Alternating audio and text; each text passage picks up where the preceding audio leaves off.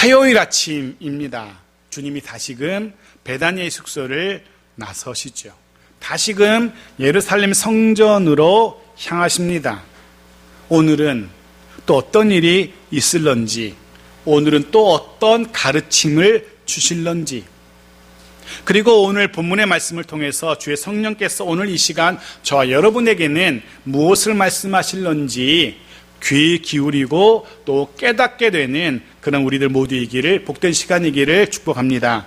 네, 다시금 숙소를 나서시는, 길을 나서시는 주님이십니다. 그리고 어제 만났던, 잎사귀는 무성했지만 열매는 없었던, 해서 주님이 저주하셨던 그 무화과 나무를 다시금 지나치시게 됩니다. 그런데 그 무화과 나무는 어제 그 무성한 잎사귀를 자랑하던 그 모습과는 전혀 다른 모습의 무화과 나무였습니다. 20절입니다. 보십시오. 어떻게 변해 있는지 같이 읽죠. 시작. 그들이 아침에 지나갈 때에 무화과 나무가 뿌리째 마른 것을 보고, 어제는 비록 열매는 없었지만 분명히 잎사귀는 무성한 생명력이 가득한 그런 무화과 나무였습니다. 그런데 하루 지난 오늘 마주한 무화과 나무는 전혀 달랐습니다. 그렇지 않았습니다. 단 하루 만에 무화과 나무가 뿌리째 말랐다라고 성경이 우리에게 알려줍니다.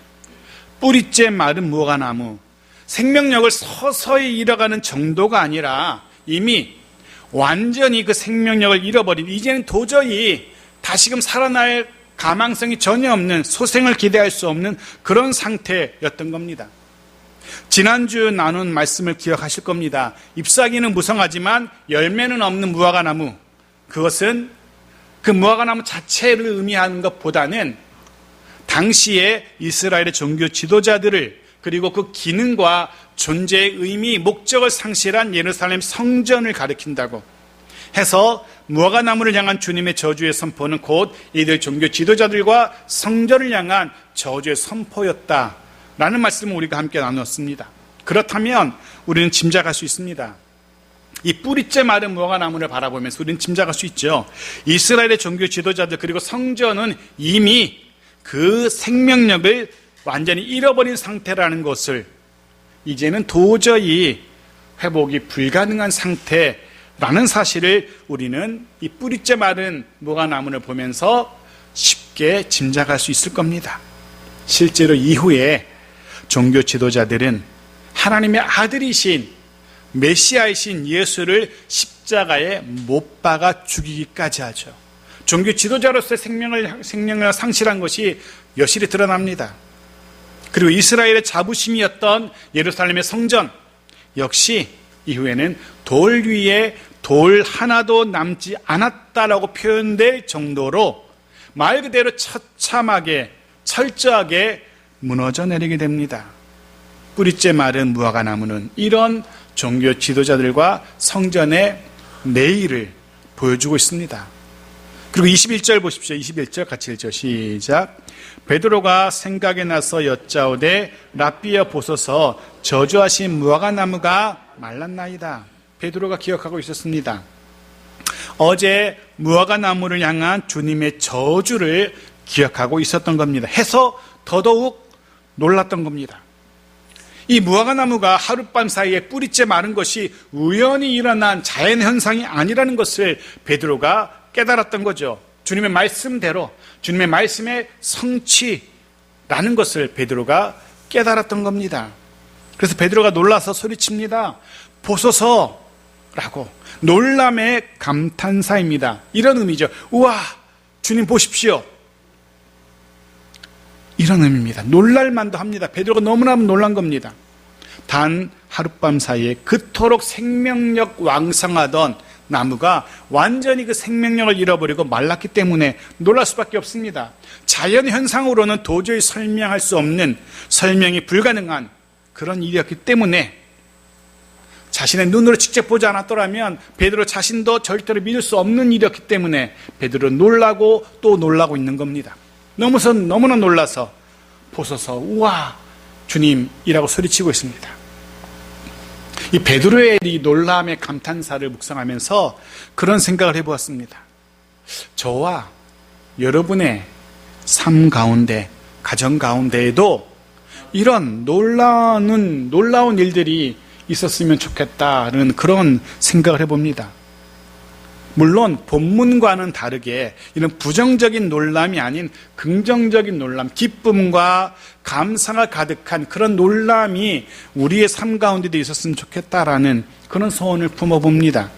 정말 베드로의 놀람처럼 그렇게 놀라서 소리를 지를 정도의 일들, 주님 말씀의 성취, 그것 말고는 설명이 불가능한 놀라운 일들이 일어나기를, 그런 복된 일들이, 또 기쁘고 감사한 일들이 저 여러분의 구체적인 삶의 현장 속에서, 가정 가운데, 또 우리의 일터 가운데 일어나게 되기를 축복합니다. 그런 2023년의 남은 하반기, 후반기이기를 주의 이름으로 축복합니다.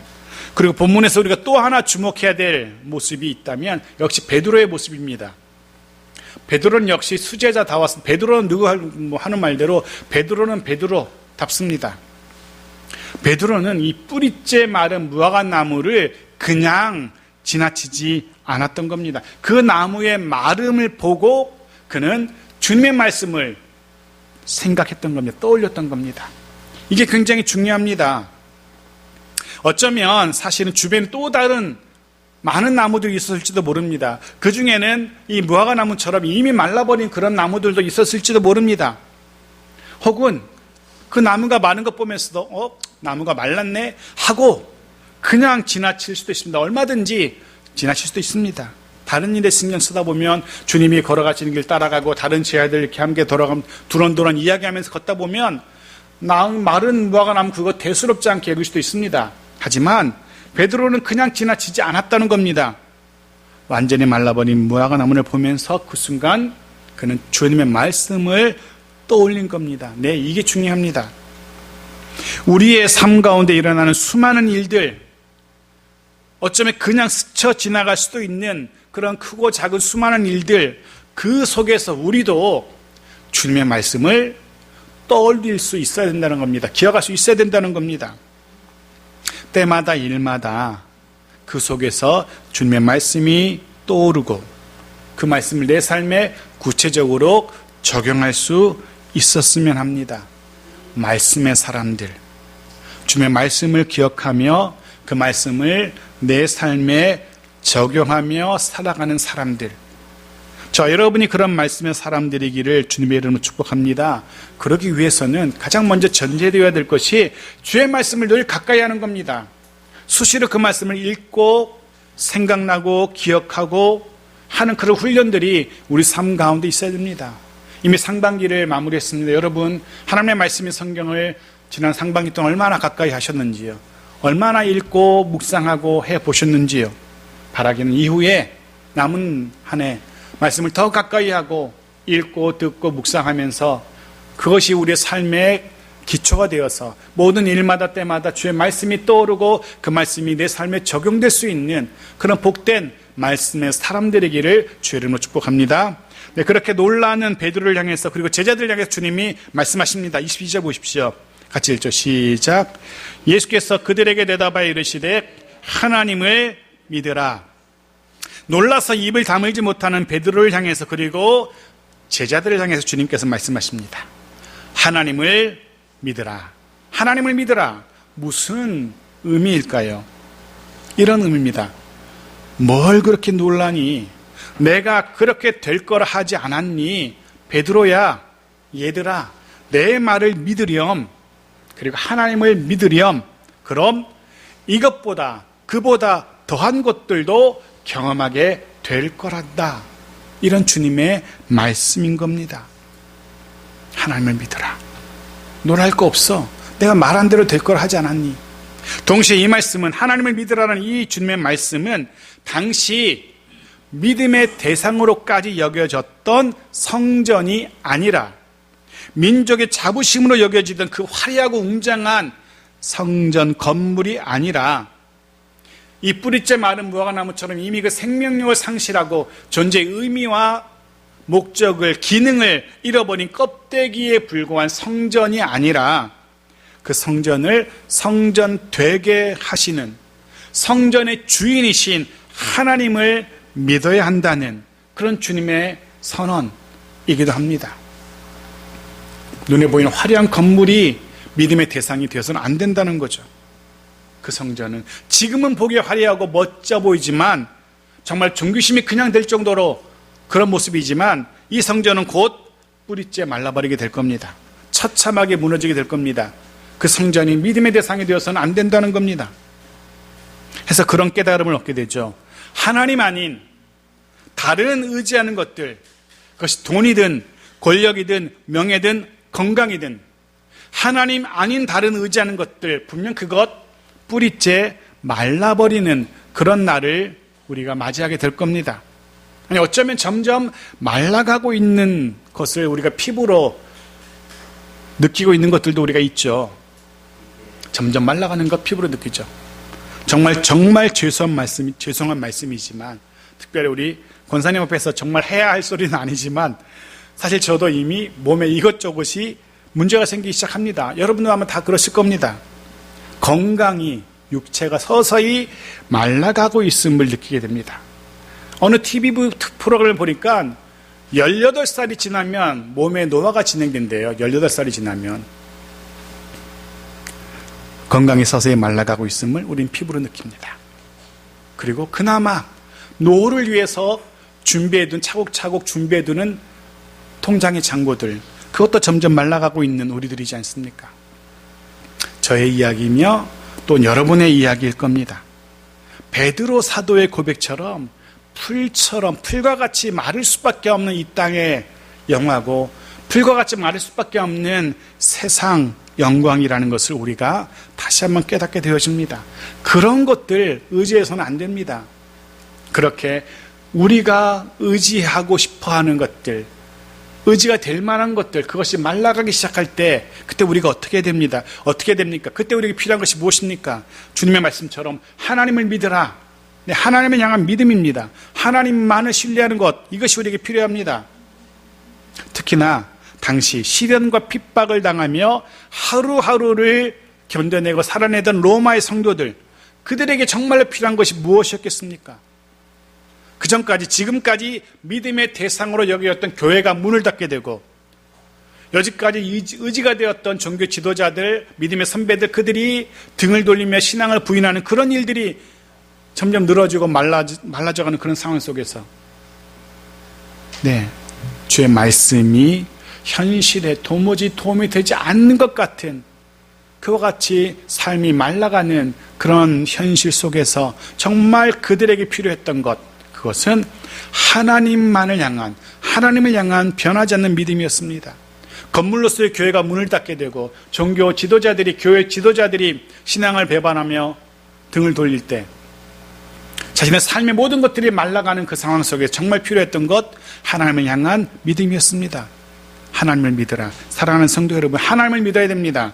하나님은 하룻밤 사이에 그 생명력 왕성하던 그 무성한 무화과나무를 마르게 하실 수 있는 분이십니다. 하나님을 믿으면 그보다 더한 일들도 우리는 경험하게 될 겁니다. 예를 들면 이런 거죠. 23절 말씀 보십시오. 같이 읽겠습니다. 시작. 내가 진실로 너희에게 이르노니 누구든지 이 산더러 들리어 바다에 던져지라 하면 그 말하는 것이 이루어질 줄 믿고 마음에 의심하지 아니하면 그대로 되리라. 산더러 들려서 바다에 던져져라 라고 하더라도 그대로 된다는 겁니다. 이 표현은 이스라엘의 속담입니다. 속담.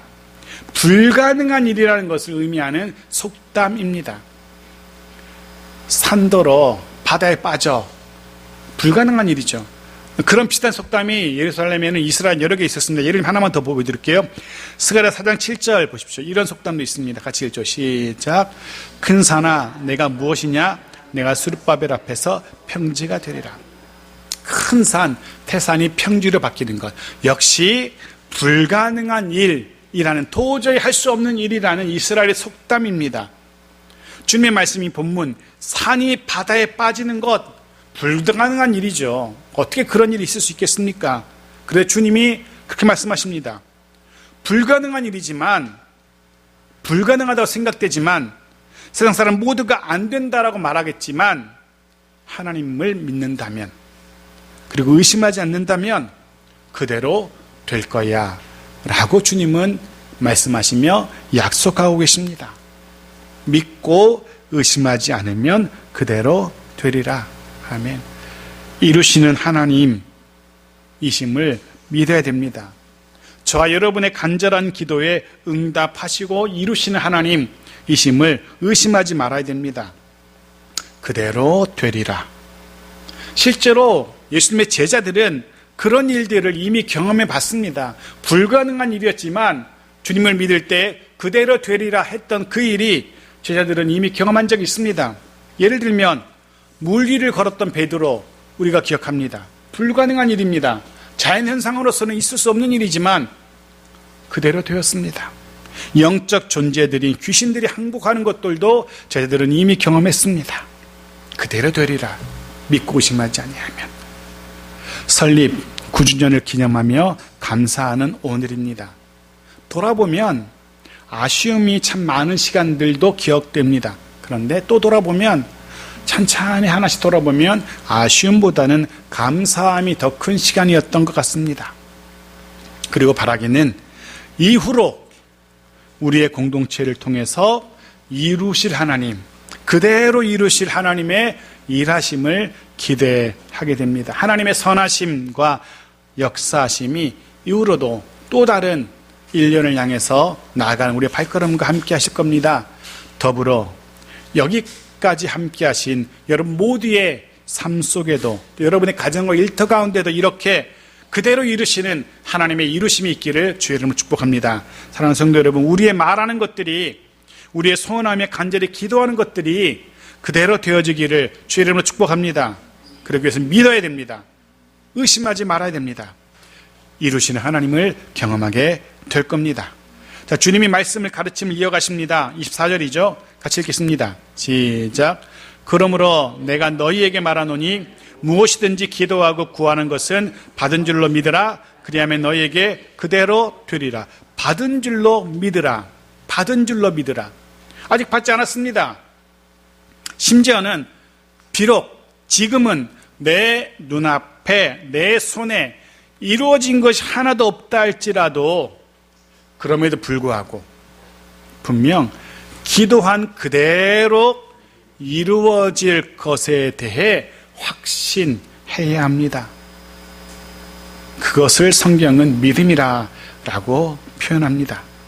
주님은 지금 제자들에게, 그리고 저와 여러분에게 하나님께 기도할 것을 주문하고 계시고, 그리고 기도한 그대로 이루어질 것 믿으라고 권면하시고, 그럼 그 믿음대로 될 거라고 약속하고 계십니다. 바울은 이 가르침을 빌립보서 4장 6절에서 이렇게 적용하고 있습니다. 보십시오. 같이 읽죠. 시작. 아무것도 염려하지 말고 다만 모든 일에 기도와 간구로 너희 구할 것을 감사함으로 하나님께 아뢰라. 아멘. 이루어질 것이기에 믿고 믿기에 감사함으로 기도하라는 겁니다. 맥주감사 주일로 또 설립 9주년 감사 예배를 드리는 우리의 기도도 이러하기를 축복합니다. 늘 감사함으로 믿음으로 아버지 하나님께 구하는 우리들이길, 그리고 기도한 그대로 이루어지는 기도의 응답을 체험하게 된 우리들에게 축복합니다. 마지막 25절입니다. 같이 읽죠. 시작. 서서 기도할 때에 아무에게나 혐의가 있거든 용서하라. 그리하여야 하늘에 계신 너희 아버지께서도 너희 허물을 사하여 주시리라 하시니라. 믿음을 말씀하시던, 기도를 말씀하시고 믿음을 말씀하시던 주님의 가르침이 다시금 용서라는 주제로 이어지고 있습니다. 용서에 대해서 말씀하십니다. 무슨 의미일까? 기도는 그대로 응답받을 거라는 믿음을 전제로 했습니다. 동시에 기도의 응답은 용서도 전제로 한다는, 용서는 기도 응답의 전제가 된다는 가르침인 겁니다.